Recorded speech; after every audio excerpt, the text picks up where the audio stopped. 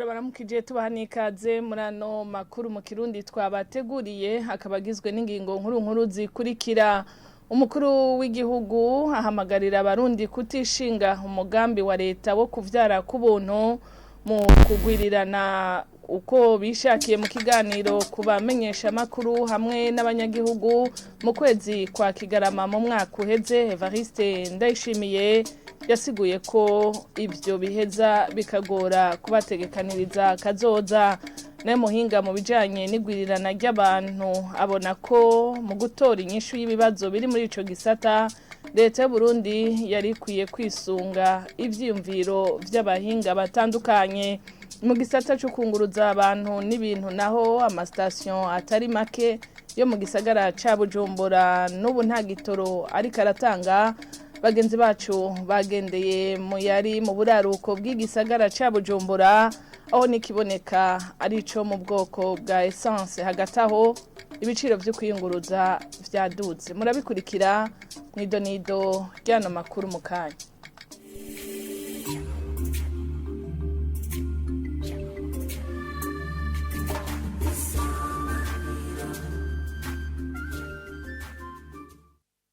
Ndasubiye kubaramutsa hano makuru tuyahere mu bijanye n'igwirirana ry'abantu aho ngo abarundi barifata minenegwe nk'uko umukuru w'igihugu cy'u Burundi yabishikirije kuwa 29 Kigarama mu mwaka uheze mu kiganiro n'abamenyesha makuru hamwe n'abanyagihugu. Evariste Ndayishimiye yibukije ko ivyo bituma abana babo murengera ku ntebe y'ishure bikanagora gutegekaniriza kazoza abarundi. Igwirirana ry'abantu ni kibazo gihambaye cyane abantu bafata minenegwe. Hariho abantu murambona nk'ugasanga afise abana 8. Abana 8 hageze ko baja kwishure agaca yiruka kurondera muvyara we mukuru we ngo rega ngo raba ukuntu womfasha ngo abana ngo je nabuze amahera kubajana kwishure. Igihe wabavyara ntiwamubwiye ngo uraburitegura niwe uzoriha amakaye je ndiko ndavyara abana. Ishure ugasanga amashure yatubanye make kubera abana dushaka ko abana bo igihugu bose biga. Mugabo bana ni umurengera. Nagira ndababwire yuko Uburundi bugira bugere ku rugero abarundi barengera igihugu cyabo. Erega n'Imana ikiremisi yarateguye neza abakwiyisi. Iyo rero uciye urengera ivy'Imana yaguhaye bavuga ngo yaguhaye umutwe uryana n'ugutwi. Uburundi mumenye ko ntibwaguka. Ni muwe murigarera amayeri y'ingene. Ni muwe murigarera amayeri y'ingene turima mu magorofa tugira amagorofa tugerekeranya imirima none tugire gute. Iki kibazo rero cigwirirana ry'abantu nagomba nsaba abarundi bose umwe wese akigire gwiwe. Kumva ngo kubera ngo abavyeyi bibaruka ku buntu mugaca muguma mwibaruka intahekana none leta mwibaza ko izo none wewe uzobavyara abene gihugu bandi bace bakurihira nawe barihira none ayo mahera azova. Erega mumenye yuko leta igihugu ni mwebwe rero atamwikora hari tuzopfa nk'abinyoni. Rero nagira mpanure ico ni kibazo nabonye kiraba umurundi wese ahubwo mbere tuzohava tubona hari n'abatangwe gusaba ko hoba ingingo zifatwa ku muntu avyaye abana benshi tukamufatira ingingo hari baratanguye kubisaba. Rero ico oniki mu buzima bw'abene gihugu nagira mbanze ndababwire ko ari kibazo gihambaye cyane. Nubwo biruko ngo hari intambwe idasanzwe mu bijanye no gukoresha uburyo bufasha gutandukanya imvyaro. Muganga Anani Ndacayisaba arongoye umugambi w'igihugu ujejwe irondoka rijanye n'amagara meza bivuga yisunze ibiharuro vyerekana nko mu 2017 nko mu mwaka wa 2017 ingene abakenyezi bakoresha uburyo bari ku bice 35% kwijana birenga gushika mu mwaka uheze bakaba ngo bashika hafi ibice 37 kwijana y'amara. Rero gubihuha biratuma abantu batitabira ku rugero rushimishije ibijanye no gukoresha ubwo buryo. ngerageje nko kuraba ku bitigiri twavuga yuko twavuye nk'abantu bari ku buryo gutandukanya imbyaro turavye mu 2010 bashika 2,215 ariko turavye gushika mu mpera z'umwaka 2020 twari hafi ku 500. Murumva yuko bigwijije inshuro zirenga kabiri, ni ukuvuga ibice 50 birenga 50% vyabiyongereye. Sinovuga yuko bari ku rugero twifuza, ariko intambamyi dukunda guhura nazo ni ibihuha ku bijanye n'uburyo bwo gukoresha bwo gutandukanya imvyaro. Hari ibihuha vyinshi usanga biriko biravugwa, ariko ico dukunda kwigisha, ico dusaba nuko umukenyezi ari ku buryo akumva afise ikimenyetso iki niki kitameze neza, tumuhamagara yuko yokwitura ivuriro, aho kumviriza ibihuha bivugwa aha canke hari akitura kwa muganga bakamuha umuco, kuko hari n'igihe usanga ubwo buryo yarose budahuye n'umubiri wiwe, bagaheza bakamuhindurira bakamuha ubundi. Rero ingorane zikunda kuba nuko umukenyezi usanga yituye mugenzi we akamubwira nkumbure ivyo yumvira, bigatuma rero nkumbure aca aheba ubwo buryo kandi bwari kumufasha bukamugirira akamaro. Rero duhamagarira abari ku buryo kwitura amavuriro babonye hariho ikibazo. Ahantu turiko turashira inguvu cane cane no guhimiriza imiryango kugira ngo abakenyezi bijukire gukoresha uburyo bwo gutandukanya imvyaro bagihereza kwibaruka. Ibwo ni n'uburyo twabonye bwofasha kugira ngo zijya mbanyi abakenyezi bashobora gusama bakiri mu kiriri zishobore kugabanuka, gutyo rero uwo murindi w'igwana ry'abantu ushobore kugabanuka. Ico ni igikorwa turiko turakora, guhimiriza haba mu mavuriro basanzwe babakira cane cane mu bijya bisata vya maternité, haba mu bene gihugu na cane cane dukoranye n'abajejwe amagara y'abantu mu ma district no mu mavuriro n'abajejwe intwaro n'abaremesha kiyago. Uvuga rero ko tugenda turatera intambwe, ariko sinovuga yuko turashika kwihangiro twihaye yuko ibice 60% vy'abakenyezi vyoba biri kubwo buryo mu 2030. Leta ngo irakwiye kuzirumviriza ivyumviro vy'abahinga batandukanye mu gufata ingingo ku bijanye no gutorera inyishu ivyo bibazo birangwa mu gisata kijanye n'igwirirana ry'abantu. N'umwihwezo wa Evariste Ngayimpenda, umwigisha wa kaminuza akaba n'umuhinga mu bijanye n'igwirirana ry'abantu. Kubwiwe ngo ntivyumvikana ingene umugambi wa leta wo kwibaruka ku buntu ku bakenyezi wofata kumwe uwavyaye abana 2 n'uwavyaye abana 10. Umwihwezo ngira nuko mu Burundi ikibazo c'igwirirana ry'abantu ari ikibazo gikomeye cane. Uravye uko tungana n'ingene tubayeho, ni ikibazo categerezwa kuraza ishinga abajejwe igihugu hamwe n'abahinga batandukanye. Ni ikibazo kandi catera kuraza ishinga n'abanyagihugu bose, kuko ugiye uraraba mu bisata bitandukanye bigize ubuzima bw'igihugu, uja mu vy'indero, uja mu vy'amagara y'abantu, uja mu vy'uburaro, uja mu vy'inyubakwa za leta, eka naho uraba ukaja aho kwibarabara ukarengana gatoyi, ntushobora kugira ibirometero 2 cyangwa 3 utabonye yuko ikibazo c'igwirirana ry'abantu ari ikibazo koko.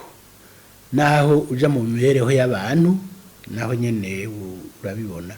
nibyo ubu dushobora kuba tugeze nko ku miliyoni 12 z'abarundi.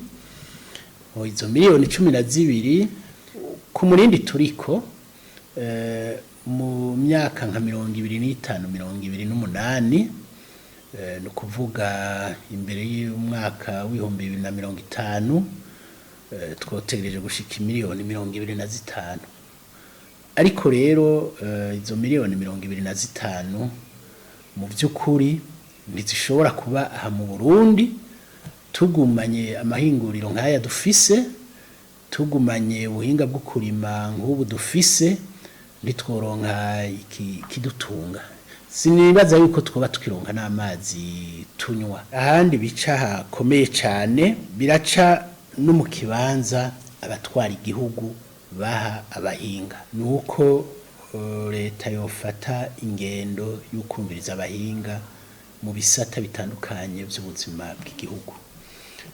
Ndaguha uturorero dukeyi. Tuvuge nk'ubu igihe leta yafata umugambi wo kurungika abana ku ishuri bose kandi bakiga ku buntu, igafata n'umugambi w'uko ababyeyi bo kwibaruka ku buntu kandi n'abana batararenza imyaka 5 bakavugwa ku buntu. Izo ngingo ubwazo ni nziza cyane, ariko rero izo ngingo mu gihe utazifashe uriko wereka abarundi ko naho uzifashe zizomara umwanya muto cyane mu gihe badahinduye ingendo mu ivyo vyigwirirana ntacyo ziheza ngo zimare. Amakuru twabateguriye arabandanya mu gisata kijanye no gutwara abantu n'ibintu. Ubukene bw'igitoro buribonekeza ku mastation hari mu buraruko bw'igisagara ca Bujumbura, aho bagenzi bacu bashoboye guca kuri no munsi ku mastation agera kuri 10, 3 gusa niyo yari karatanga igitoro, naho nyene cyo mu bwoko bwa essence. Hagati aho abiyunguruza baridogera ibiciro vyaduze. N'inkuru tubaza Edi Boris Tangiteka yimenyereza hano kuri televiziyo Isanganiro. Kuri ayo mastation se twashoboye gucako nta na hamwe hibonekeza igitoro cyo mu bwoko bwa mazutu, ariko nko kuri station Top 1 yo mu Kigobe igitoro cyo mu bwoko bwa essence cyariko kiratangwa, naho hibonekeza ubwinshi bw'abakirondera. Bamwe mbere bagatinya ko batahava bashikirwa. Naho batashimye kuvugira ku vyuma vyacu, abunguza abantu bavuga ko abafisa amabo yo kunywesha hamwe n'imodoka za leta aribo baronka igitoro ubwa mbere, hama nabo bakaronka ubwa nyuma. Kuri station Top 7 yo muri zone ya Kamenge naho nyene hibonekeza imirongo y'abatondeye igitoro, harimo n'abatondanya amabido, abo bakemeza ko imodoka zabo zabakamiyeko. Kuri station ya KM Oil iri kuri Boulevard Mwezi Gisabo, beshi bahora bita 28 Novembre, hibonekeza abatondeye igitoro ariko barindiye ko kiboneka. Ku ruhande rw'abiyunguruza twasanze ku gitoro c'imiduga kiri ku isoko ya Kotebu, bamenyesha ko bitoroshe kwiyunguza muri iki gihe kumvo zuko amatike yadugijwe. Nk'abene gihugu twiyunguruza muri iyi minsi byabaye ibintu bita agahomera buntu, aho itike yigwije inshuro zibiri. Akarorero twatuva mu gisagara ca Bujumbura tuduga mu Kayanza ariko ku mafaranga angana 5,000 kandi umunyagihugu ntiyidoga, ariko ribaye ibaraho bageze kutwaka 10,000 kandi ukabiriha atana mikoro tubona dufise muri iki gihe cy'ubukene nka bwabundi. Baratwiba gose bakatugotsa. Ntibyoroshe nk'ubuje twahora tuza kuri 4 cyangwa kuri 3, ariko kugeza ubu mbona ngomba kuduga ngo ni 7,000. Nukuri ndabona n'ingorane honyene, ndabona mpapambura n'ukuntu mbere ndanaduga.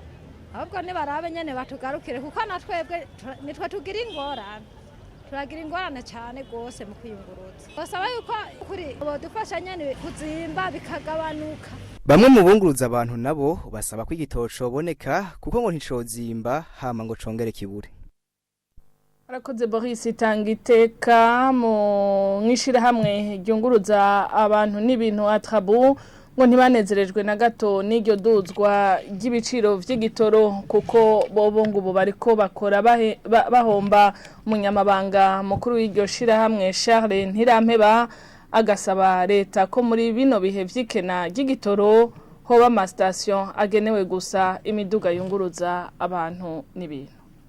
Haraduze ibiciro by'igitoro mukaba musanzwe muzi ko igitoro nacyo ari kimwe mu byankenerwa abasanzwe bakora umwuga wo gutwara abantu n'ibintu. Tugerageje gukora ibiharuro twasanze umengo ni ibice birenga 12%. Novuga ko ibintu bitifashe neza, na cyane cyane ko igisata cyacu ari gisata umengo cyari gisanzwe gikora kitunguka, ibintu bicaye byunyuka. N'ivyo bitoro naho byaduze gushika no munsi bikaba biboneka ko imirongo y'imiduga itondeye ibitoro ari myinshi, mbere biboneka yuko n'amasitasiyo ariko arabitanga ari makeyi cyane. Icyo dusaba rero muri uno mwanya nuko abajejwe iby'ibitoro muri leta botunganya amasitasiyo yo nywera ko gusa imiduga ikora mu bisata byo gutwara abantu n'ibintu, kugira ngo bishobore koroha yuko tubandanya dukora akazi. Nakaryo keza ko kugira ntera kamo abo dusanzwe dukora umwuga umwe, ndabamenyesha yuko ikibazo cy'iduga ry'ibitoro turiko turagikurikirana mu ishiramo ryo gutwara abantu n'ibintu mu Burundi atrabu, turiko turavugana n'inzego z'igihugu zibijejwe, aho cyane cyane ubushiranganje bw'ubudandaji, gutwara abantu, amahinguriro n'ingenzi. Mbere hariho n'inama izoba vuba cyane kugira dushobore gutora umuti ujanye n'iryo duzwa, bibaye ngombwa yuko tuganira ku bijanye no kuduza igiciro cyo kwiyunguruza. Ni muri iyo nama bikorerwamo, ntihagire rero uwunguruza abantu canke ibintu yikikamukiza ngo aduze igiciro. Abaganga b'abarundi basabwa kurondera ubumenyi mu buhinga bwofasha gukora abantu batarinze gukora igikomere kinini, bikaba ngo vyotuma hagabanuka uburyo abagwayi bakoresha mu kuja kwivuza mu bindi bihugu. Vyashikijwe na muganga Jean Paul Abayo mu nyigisho zatanzwe mu gisata cyo gukora abagwayi, ibyo bita chirurgie mu rurimi rw'igifaransa. Ubwo buhinga bukaba ngo bufise akarusho haba ku mugwayi ndetse no ku muganga wenyene ubwiwe.